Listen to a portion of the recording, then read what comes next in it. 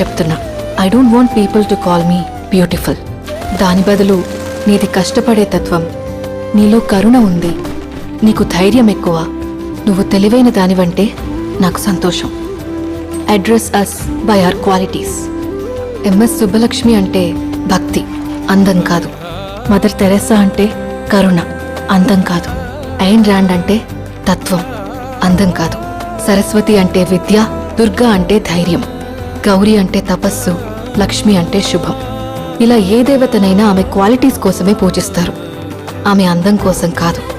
నీ గుణాలే నీ సంతకమవుతాయి, నీ అందం కాదు.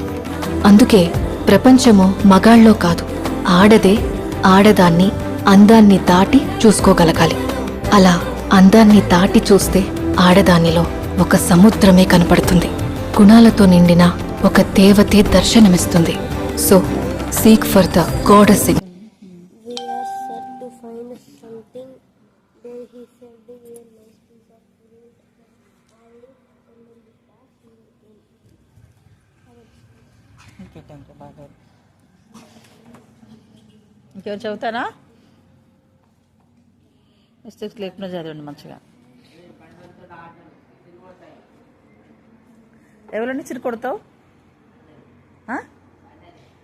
పండు ఎక్కడ ఉంది?